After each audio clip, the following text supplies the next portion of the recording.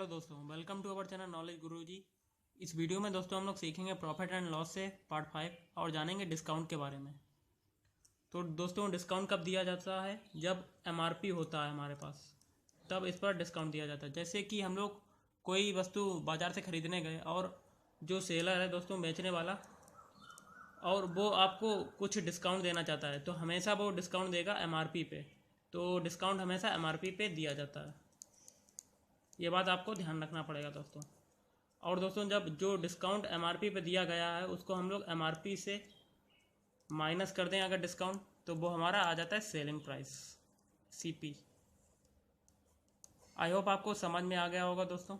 चलिए कुछ क्वेश्चन करते हैं जो कि बहुत ही इंपॉर्टेंट है दोस्तों। हमारा पहला क्वेश्चन है, किसी वस्तु का अंकित मूल्य 600 रुपये है। विक्रेता 20% का बट्टा देने के बाद भी 20% का लाभ प्राप्त करता है। वस्तु का क्रय मूल्य ज्ञात करो।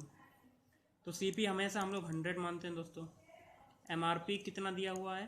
600, और 600 पे कितना वो छूट डिस्काउंट दे रहा है? एमआरपी पे हमेशा डिस्काउंट दिया जाता है, तो 20% का डिस्काउंट दे रहा है, तो ये कटा 6 दूनी 12। अब 120 एमआरपी से हम लोग 120 घटा देंगे डिस्काउंट, तो कितना आ जाएगा? 480। तो ये हमारा एसपी हो गया। अब 20% का लाभ प्राप्त करता है, तो सीपी हमेशा 100 होता है, और उसमें लाभ प्रॉफिट जोड़ देंगे 20, तो कितना हो जाएगा? 120%।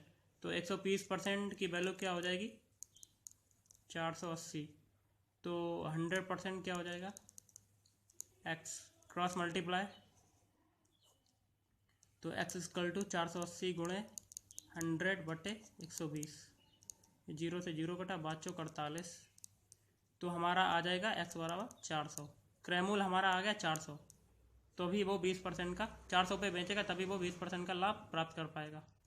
चलिए कुछ और क्वेश्चन करते हैं दोस्तों हम लोग। तो हमारा अगला क्वेश्चन है, कोई वस्तु अंकित मूल्य पर 20% छूट देकर 24 रुपये में बेची गई हो, तो वस्तु का अंकित मूल्य बताओ।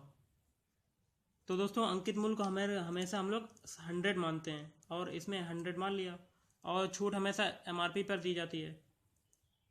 एमआरपी होता है अंकित मूल्य, तो इस पर 20% की हम लोग वो निकाल लेंगे छूट, तो कितना आ जाएगा? 20। अब तो 100 में से हम लोग घटा देंगे 20, तो एसपी हमारा आ जाएगा, एसपी बराबर 80। छूट देगा 24 रुपये में बेची गई, तो ये 80 बराबर 80% जो आया हमारा दोस्तों, ये हमारा 24% के बराबर 24 के बराबर हो जाएगा। तो अंकित मूल्य कितना होता है दोस्तों? 100% मानते हैं, तो 100% equal to what, cross multiply, तो x इजकल टू 24 इंटू 100/80। ये जीरो से जीरो कटा, फिर 8×24, तो ये हमारा आ जाएगा 30। वस्तु का अंकित मूल्य 30 होगा। आई होप आपको दोस्तों समझ में आया होगा ये क्वेश्चन। आप सिर्फ कॉन्सेप्ट को ध्यान में रखिए, और कॉन्सेप्ट की सहायता से आप आसानी से क्वेश्चन को सॉल्व कर सकेंगे। चलिए दोस्तों कुछ और क्वेश्चन करते हैं। अगला क्वेश्चन है दोस्तों हमारा, एक वस्तु का अंकित मूल्य उसके क्रय मूल्य से 20% बढ़ाकर रखा गया हो। यदि उसे 25% की छूट पर बेचा जाए तो कितने % लाभ या हानि होगी? तो परसेंटेज ऑफ प्रॉफिट या लाभ के लिए हमें सीपी ज्ञात होना चाहिए।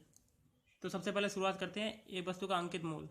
तो एमआरपी को हम लोग दोस्तों 100 मान देते हैं, और सीपी को भी 100 मान देते हैं, तो सीपी हम लोगों को 100 हो गया, और वस्तु का अंकित मूल्य उसके क्रय मूल्य से 20% बढ़ाकर रखा गया, मतलब 100 का 20% 20 होगा, और सीपी को हम लोग जोड़ेंगे, सीपी में 20% जोड़ देंगे, तो वो हमारा एमआरपी हो जाएगा। एमआरपी को 120% बढ़ा के रखा गया। यदि उसे 25% की छूट पर बेचा जाए, तो इसका हम लोग 25% निकाल लेंगे। जीरो से जीरो कटा, 25, 5 दूनी 10, फिर 2 3 6, और 6 पंजे 30 जो आया हमारा एसपी आ गया दोस्तों। ये हमारा डिस्काउंट आ गया, 30% का डिस्काउंट मिला है। तो अब हम लोग 30 को 120 में घटा देंगे, तो 120 में 30 घटा दिया, तो ये हमारा 90 एसपी आ जाएगा। अब देखिए दोस्तों, खरीदा 100 में और बेचा 90 में, तो हम लोगों को लॉस हो रहा है। तो percentage of loss equal to, loss कितना हो रहा है? 10 का बटे सीपी 100 इंटू 100, तो ये 100 कट गया, आ गया 10% का लॉस हो रहा है। आप सिर्फ दोस्तों कॉन्सेप्ट देखिए, और कॉन्सेप्ट की सहायता से आसानी से आप इन क्वेश्चन को सॉल्व कर सकेंगे। चलिए दोस्तों एक और क्वेश्चन करते हैं जो कि इंपॉर्टेंट है।